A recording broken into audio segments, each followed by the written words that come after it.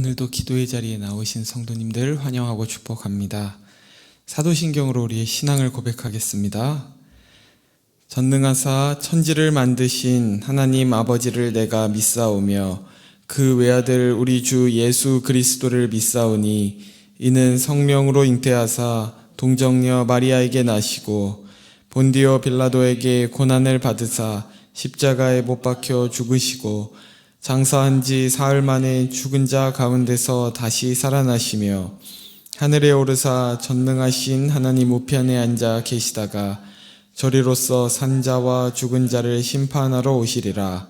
성령을 믿사오며 거룩한 공회와 성도가 서로 교통하는 것과 죄를 사하여 주시는 것과 몸이 다시 사는 것과 영원히 사는 것을 믿사옵나이다.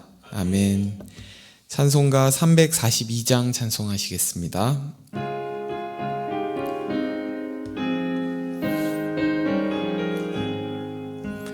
너 시험을 당해 죄 짓지 말고 너 용기를 다해 꿈을 이치라. 너 시험을 이겨 새 힘을 얻고 주 예수를 믿어 늘 승리하라. 우리 구주의 힘과 그의 위로를 빌라. 주님 내 편에 서서 항상 도우시리. 내 친구를 삼가 잘 선택하고 너 언행을 삼가 늘 조심하라. 너 열심을 다해 늘 충성하고 온 정성을 다해 주 봉사하라. 우리 구주의 힘과 그의 위로를 빌라. 주님 내 편에 서서 항상 도우시리. 잘 이기는 자는 상 받으리니 너 낙심치 말고 늘 전진하라. 내 구세주 예수 힘 주시리니 주 예수를 믿어 늘 승리하라. 우리 구주의 힘과 그의 위로를 빌라. 주님 내 편에 서서 항상 도우시리. 아멘. 오늘 우리에게 주신 하나님의 말씀은 열왕기하 22장 1절에서 11절 말씀입니다. 열왕기하 22장 1절에서 11절 말씀입니다. 한 절씩 교독하시겠습니다. 요시야가 왕위에 오를 때에 나이가 8세라. 예루살렘에서 31년간 다스리니라. 그의 어머니의 이름은 여디다요 보스가 아다야의 딸이더라. 요시야가 여호와 보시기에 정직히 행하여 그의 조상 다윗의 모든 길로 행하고 좌우로 치우치지 아니하였더라. 요시야 왕 18째 해에 왕이 무술람 손자 아살리야의 아들 서기관 사반을 여호와의 성전에 보내며 이르되 너는 대제사장 hil기야에게 올라가서 백성이 여호와의 성전에 드린 은 곧 문 지킨 자가 수납한 은을 계산하여 여호와의 성전을 맡은 감독자의 손에 넘겨 그들이 여호와의 성전에 있는 작업자에게 주어 성전에 부서진 것을 수리하게 하되 곧 목수와 건축자와 미장이에게 주게 하고 또 제목과 다듬은 돌을 사서 그 성전을 수리하게 하라. 그러나 그들의 손에 맡긴 은을 회개하지 말지니 이는 그들이 진실하게 행함이니라. 대제사장 hil기야가 서기관 사반에게 이르되 내가 여호와의 성전에서 율법책을 발견하였노라 하고 hil기야가 그 책을 사반에게 주니 사반이 읽으니라. 서기관 사반이 왕에게 돌아가서 보고하여 이르되 왕의 신복들이 성전에서 찾아낸 돈을 쏟아 여호와의 성전을 맡은 감독자의 손에 맡겼나이다 하고, 또 서기관 사반이 왕에게 말하여 이르되 hil기야가 내게 책을 주더이다 하고, 사반이 왕의 앞에서 읽음에 함께 읽겠습니다. 왕이 율법책의 말을 듣자 곧 그의 옷을 찢으니라. 아멘. 지난 시간 남유다의 가장 악한 왕으로 평가받던 므낫세가 행한 우상 숭배가 함의하고 있는 것이 무엇인지 살펴보았습니다. 우상의 문제는 그저 하나님과 우상 사이에서 단순한 선택의 문제 그 이상으로 하나님에 대한 반역이라는 것이었는데, 왜냐하면 하나님이 택한 자기 백성을 향해 계획하시고 그들의 인생에 채우고자 하시는 것을 거부하여 자기의 정욕을 따라 보상으로 타협하고 만족하려는 모든 시도들이기 때문이었습니다. 그렇게 이스라엘은 끊임없이 육신의 정욕대로 살고자 하고, 하나님은 그런 이스라엘을 구원하신 목적대로 하나님의 영광의 찬송이 되기까지 포기하지 않으시는 이 붙드심 가운데 엎치락 뒤치락 하는 것이 이스라엘의 역사요, 오늘 우리의 인생이라는 것이었는데요. 므낫세가 죽은 후에 그의 아들 아몬이 2년이라는 짧은 통치를 합니다.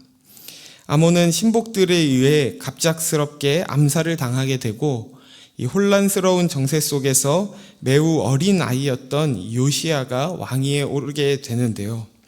본문 1절 말씀을 제가 읽겠습니다. 요시야가 왕위에 오를 때에 나이가 8세라. 예루살렘에서 31년간 다스리니라. 그의 어머니의 이름은 여디다요 보스갓 아다야의 딸이더라.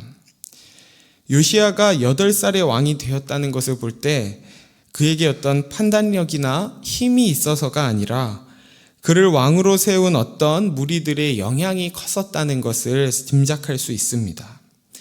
그리고 그가 31년간 남유다를 다스리는데, 여기서 주목해야 하는 것은 그의 어머니에 대한 소개가 상세히 기록되어 있다는 것입니다. 어머니의 이름은 여디다인데, 이는 우리가 잘 아는 이름인 여디디아의 여성형 이름입니다. 여디디아는 나단 선지자를 통해 얻게 된 이 솔로몬의 또 다른 이름으로 하나님의 사랑을 받은 자라는 뜻을 가지고 있는 이름이죠. 요시야의 어머니의 이름은 그녀가 솔로몬과 같이 하나님께 은혜와 사랑을 입은 자라는 것을 보여줍니다. 그리고 그녀는 보스갓 아다야의 딸이라고 하는데, 아다야는 제사장 중에 한 사람이었습니다. 그래서 정리하면 요시야의 어머니는 제사장 가문의 신실한 여인이었다는 것입니다. 우리는 여기서 악한 왕 아몬 므낫세와 같은 아버지와 할아버지를 둔 요시야가 어떻게 우상 숭배를 끊어내고 선한 왕으로 세워질 수 있었는가에 대해 두 가지 근거를 생각해 볼 수 있습니다. 한 가지는 하나님 중심의 신앙을 잘 지키던 어머니의 철저한 신앙교육이 있었다는 것이고, 또 다른 한 가지는 그를 왕으로 세운 무리였던 하나님의 제사장들의 역할이 컸었다는 것입니다. 악한 아버지에도 불구하고 이 요시야의 어머니는 이 요시야를 말씀으로 잘 양육하고, 또 어린 이 요시야가 본격적으로 왕으로서 통치를 하기까지 말씀으로 그 옆에 있던 제사장들이, 또 그를 지지하던 이들이 잘 인도했던 것입니다. 그렇게 이른 나이에 아버지를 잃고 왕이 되었다는 현실적인 어려움에도 불구하고 이 말씀을 가까이 할 수 있는 환경을 허락하셔서 말씀 안에서 그가 잘 성장할 수 있었던 것이죠. 그리고 그에 대한 전반적인 평가를 2절에서 이렇게 기록하고 있는데요. 요시야가 여호와 보시기에 정직히 행하여 그의 조상 다윗의 모든 길로 행하고 좌우로 치우치지 아니하였더라. 요시야는 그의 조상 다윗의 길로 행하고 좌우로 치우치지 않았다는 굉장히 긍정적인 평가를 받게 됩니다. 우리는 좌우로 치우치지 않기 위해선 내가 모든 상황들을 잘 이해하고 또 균형 있는 조건을 다 갖춰야 할 것 같지만, 사실 우리의 힘으로 아무리 균형을 잡으려 해도 우리는 늘 이쪽으로 또 저쪽으로 늘 자신의 성향과 제된 경향을 따라 치우치는 존재입니다. 이 주님의 길을 따라감에 있어서 우리가 치우치지 않고 정도를 걷는 유일한 방법은 우리의 존재를 주님께 던져 온전히 그분께 치우치는 방법밖에 없습니다. 이것은 단순히 예배만 드리거나 기도만 해야 한다는 것이 아니라 우리의 전 존재를 주님께 맡길 때 주님께서 우리의 삶을 다스리시고 주의 길을 걸어가도록 걸음걸음을 인도해 주신다는 것입니다. 당시 너무나 어렸던 요시야를 보며 그의 권위를 인정하지 않는 자들도 있었을 것이고 그 왕위를 위협하는 세력도 있었을 것입니다. 그는 또 경험도 부족했고 그를 지지하는 정치적 세력도 잘 갖춰지지 못했을 것입니다. 그럼에도 그가 여호와께서 보시기에 정직히 행하여 좌우로 치우치지 않을 수 있었던 것은 열왕기에 등장하는 모든 왕에 대한 평가 기준인 모세의 율법을 통치의 기준으로 삼았고 그의 여러 조건적인 어려움들 속에서도 더욱 하나님의 말씀만을 붙들었기 때문이었습니다. 오늘 우리가 하나님 앞에서 더 거룩하고 신실하게 살지 못하는 것은 우리의 조건이나 환경이 부족해서가 아닙니다. 우리에게 주신 하나님의 말씀만으로 이미 충분한 줄 믿습니다. 우리는 이 문제만 해결되면 또 이것만 더 갖추면 더 좋은 그리스도인으로 살 수 있을 것이라 생각하지만 이 육체의 가시를 제거해달라고 했던 그 바울에게 하나님은 도리어 내 은혜가 내게 족하다라고 말씀하셨던 것처럼 우리의 삶에서 하나님께서 일하시기에 부족한 조건이라는 것은 없는 것이죠. 우리에게 어떤 한계와 연약함이 있더라도 그럴수록 더욱 다른 것에 눈을 돌리는 것이 아니라 오직 말씀을 붙들고 말씀의 능력을 경험하며 여호와 앞에 정직하게 사는 저와 여러분 되길 주의 이름으로 축원합니다. 이어지는 3절부터 7절까지는 이 요시야의 종교개혁의 서막을 알리는 이 성전 수리 작업에 대한 지시가 나타나는데요. 3절부터 7절을 제가 읽겠습니다.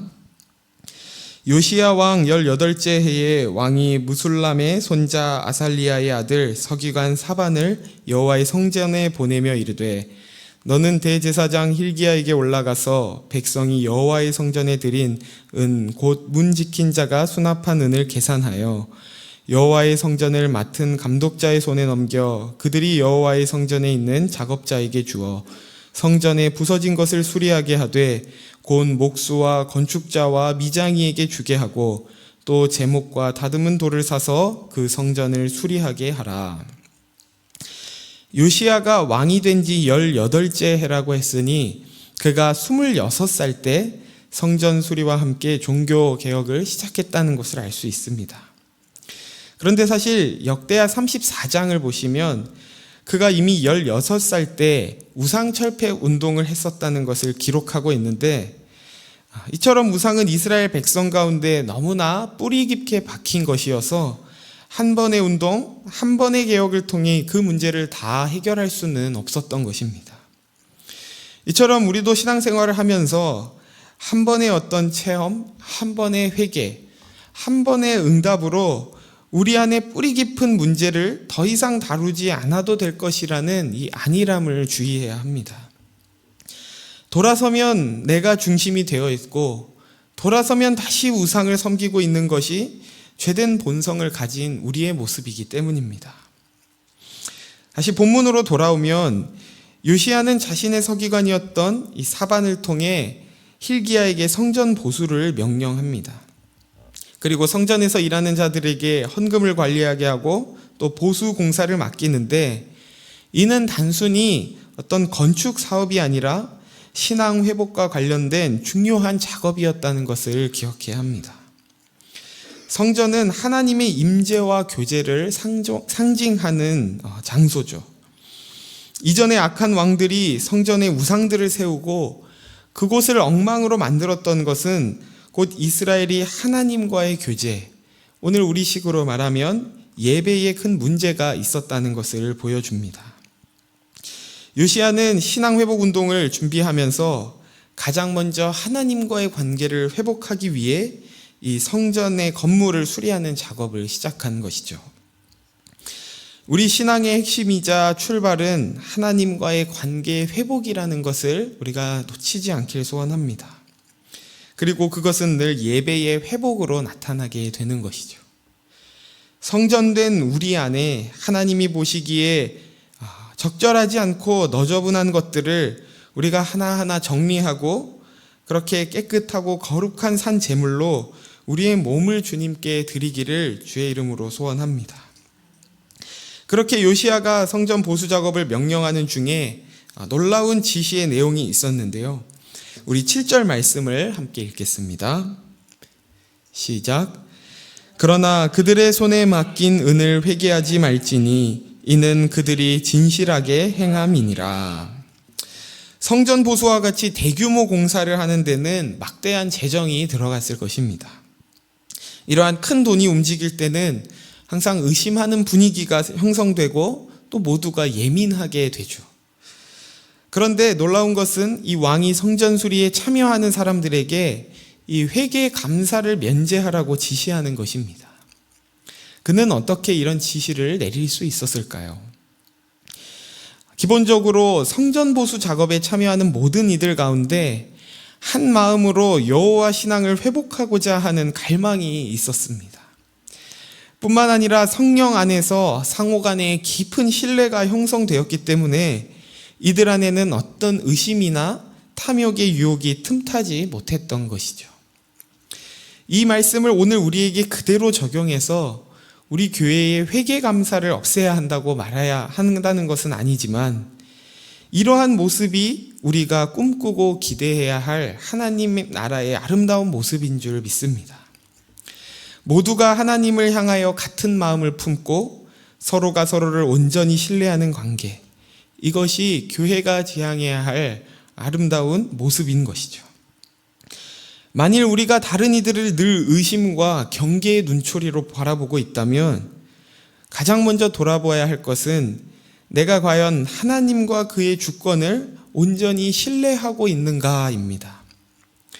이웃과의 관계는 곧 하나님과의 관계에서 기인하고 연결되어 있기 때문에 우리는 사실 하나님을 믿지 못할 때 끊임없이 다른 이들을 의심하고 또 확인하고 불안해하는 것이죠. 그리고 이어지는 본문 8절과 11절의 말씀을 우리가 함께 나누고 말씀을 맺으려 하는데요. 8절부터 11절 말씀을 함께 읽도록 하겠습니다. 시작. 대제사장 hil기야가 서기관 사반에게 이르되 내가 여호와의 성전에서 율법책을 발견하였노라 하고 hil기야가 그 책을 사반에게 주니 사반이 읽으니라.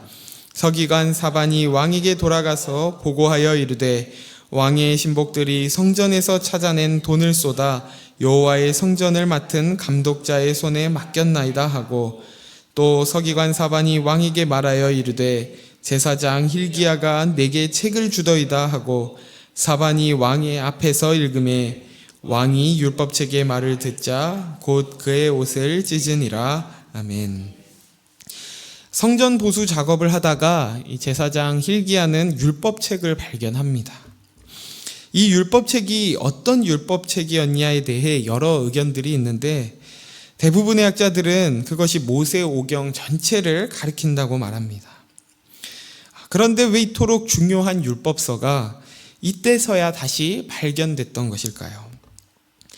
이에 대한 견해도 크게 두 가지가 있는데 한 가지는 당시 만연한 우상 숭배로 아무도 하나님의 말씀을 찾지 않아 이 율법책이 방치되었을 것이라는 견해입니다. 또 다른 한 가지는 이 므낫세 당시의 극심한 배교의 현장 속에서 혹 이 말씀이 훼손될까 하는 위험을 느낀 누군가가 이 율법서를 보존하기 위해 성전에 감추어 두었을 것이라는 견해입니다.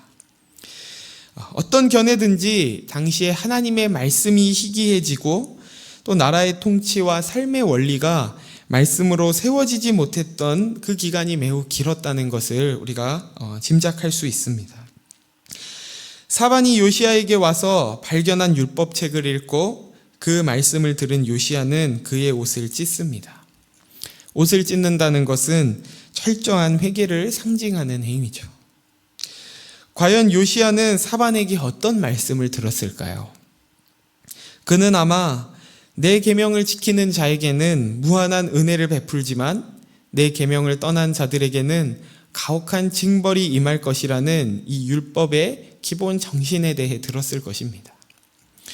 어쩌면 너무나 익숙하고 뻔한 말씀인 것 같지만 하나님 앞에서 정직하게 행하며 이스라엘 백성들로 여호와 신앙을 회복시키겠다는 이러한 신앙 회복 운동을 시작하는 가운데 하나님께서는 가장 먼저 지도자였던 이 요시야에게 하나님을 경외하는 마음을 주시고 자복하는 심령을 더하신 것입니다.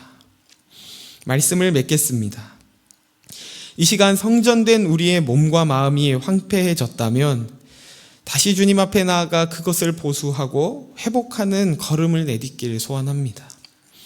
우리의 조건과 환경이 어떠하든지 약속으로 말씀으로 충분함을 고백하고 그 말씀을 붙들며 걸음을 내디딜 때 주님께서는 우리에게 찾아오셔서 자복하는 심령을 주시고 주님의 용서와 사랑을 새롭게 깨닫게 하실 줄 믿습니다. 이러한 회복을 경험하며 그렇게 말씀이면 충분하다는 고백이 저와 여러분 가운데 회복되길 예수님의 이름으로 축원합니다. 이 시간 말씀을 생각하며 세 가지 기도 제목으로 함께 기도하길 원하는데요. 먼저는 우리의 조건과 환경이 아닌 하나님의 말씀만 바라보고 그 말씀의 모든 것을 걸기 원한다고 함께 기도합시다. 두 번째로는 황폐해진 우리의 영혼을 주의 말씀으로 회복시켜 주시고 하나님에 대한 온전한 신뢰를 고백하게 해달라고 기도합시다.